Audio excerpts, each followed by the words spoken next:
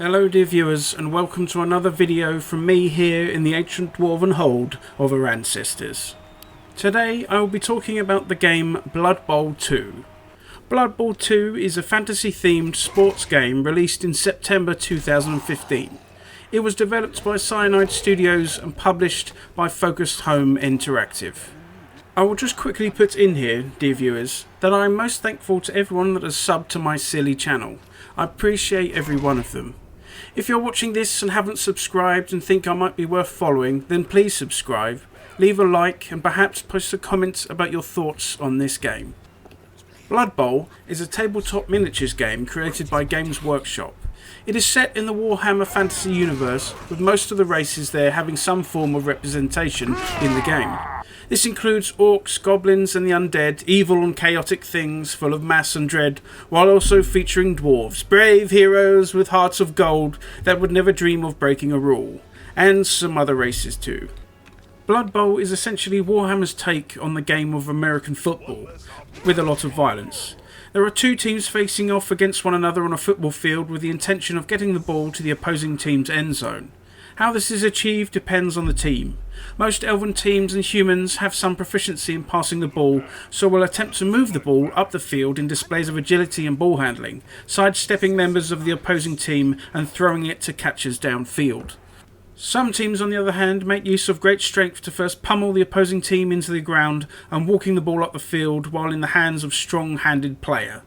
Then there are teams that literally aim to win through pure attrition, which entails knocking out and or seriously injuring the entirety of the opposing team, for Blood Bowl is a game of extreme violence.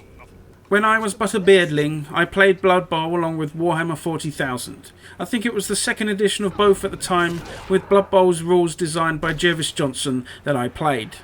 I used to love reading the rulebooks and coming up with various rosters for teams. It was a good time of painting and gaming for sure. The transition from tabletop to video game appears to go one of two ways.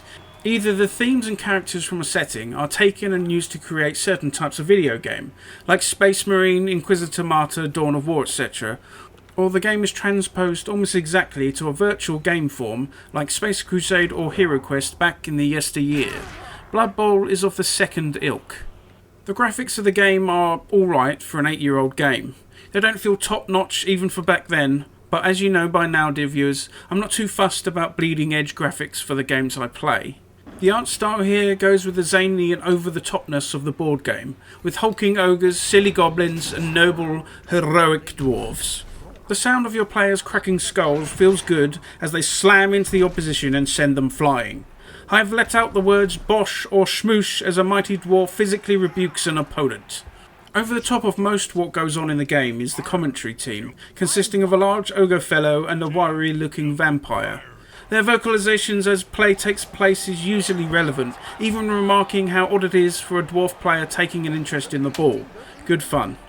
The exact rules with dice rolling and tables to look up and stats and all sorts are directly replicated in this video game form. This means a game of Blood Bowl the video game will work exactly like that of the tabletop. I feel this may have a bit of a splitting action on players. Some might hope for a more Madden-like experience, where it is all real time with you moving players how you like and all that, which may lead to frustration here with how slow the game goes and all the dice rolling and stuff. Others though, perhaps, who have already played the board game would really enjoy being able to play the game as is without needing to have someone sitting across the table from you. Indeed, a game of Blood Bowl the video game 2 is not a swift and visceral encounter, but a slow-paced and methodical one. This is not to say that it is boring, far from it, but you need to set expectations right before engaging with this game. It is useful to have some idea of the rules of Blood Bowl before playing, but it is not required. The game features a campaign mode where you take charge of the Reichland Reavers, a human team, slowly explaining all of the rules as you go. Very briefly, there are 8 turns each side a half and 2 halves to the game. Each turn a player will attempt to activate all of their players by moving them, performing blocks on enemy players and or trying to pick up, run with or even attempt to throw the ball downfield. Failing at any of these such activities will usually result in a turnover, which means your turn is immediately over regardless of if you have activated all of your players. Blocking is the act of essentially trying to do violence upon another player from the opposing team who is standing in a square directly in front of one of your players. Each player has a strength attribute which is compared to the opposing players. If the strength is the same, you roll 1 dice. If your strength is higher than theirs, you roll 2 dice. And if you double or more the other's strength, then you can roll 3. Obviously, the opposing player might have a higher strength, which means they get to choose which dice is used instead of you. So be wary. When you roll your dice, you will hope to roll a knockdown result that will entail your player smacking the opposing player thoroughly to the ground. There are different skills players can use to affect certain dice results, and once they're applied either to your player, the opposing player, or perhaps both, you will be pummeled to the floor. Like previously stated, depending on the strengths of your team, you will try to pass the ball or have a player with good hands take control of it. You can block players to clear space or to stop them from attempting to take out the ball carrier. Once both sides has had 8 turns, half time will occur before leading to another half of 8 turns each. The team with the most touchdowns at the end of the game, or perhaps the one team left standing, is declared the winner. There are a few game modes you can choose from. There is the aforementioned campaign mode, of course, that guides you through the rules of the game. Besides this, you can create a team and join one of the seemingly many leagues that exist in multiplayer. Alternatively, there's the Eternal League mode, where you can create a team and participate in leagues and cups around the old world against player-controlled opponents. The Eternal League was the option I went for, having a good deal of knowledge about how Blood Bowl works. The team I created, as you might have guessed, was a Dwarven team, and not one of those heathen Chaos Dwarves, proper Dwarves. They were aptly named the Ancient Holders, with our home stadium of course being the Ancient Hold. I filled my team with stout, experienced longbeards to stand firm, some dashing blitzers to chase the enemy ball carrier, a couple of runners for all that carrying the ball stuff, and 2 mighty slayers to, slay. One of those mighty slayers were named Dwarf. I joined a league and got to playing some Blood Bowl. Hopes were mighty as a longbeard's facial hair. We went in against an orc team and I thought with my experience and good dwarven know-how that we would win comfortably. But sadly the idea was folly and we lost. To add insult to injury, not only did we lose our first game, but my namesake Dwarf was killed. Oh dear, the shame of it all.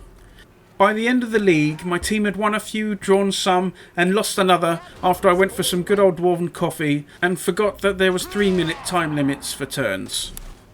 It was good fun running the league, and I learnt a lot of the little nuances of gameplay, along with reminding me of the rules I'd forgotten. With this knowledge, I will venture forth into another competition, hoping to bring home a trophy to the Ancient Hold. Blood Bowl 2 is good fun, especially if you're a fan of the old Warhammer fantasy world. If you've played any form of Blood Bowl, or perhaps like the idea of strategic gameplay with tactics and dice rolls, then I think you'll enjoy this game. As previously stressed, I think this can be quite a polarising game. If you're looking for fast-paced gameplay, then I think perhaps you might not enjoy this so much. But if you like slow and strategic games with a drop of the absurd and silly violence, then this might be right up your street. You can usually find Blood Bowl on sale on Steam, and perhaps that would be the best time to get hold of it. I must stress there is quite a lot of DLC for this game, mostly in the form of new teams you can purchase, so I'd recommend the Mega version thing with 8 new teams and such whenever you see it on sale for a solid bargain. And there we go, dear viewers, a bit of a shorter one today. I hope you've enjoyed the video and are doing well. Thank you, and I shall see you next time for more fun times from the Ancient Hold.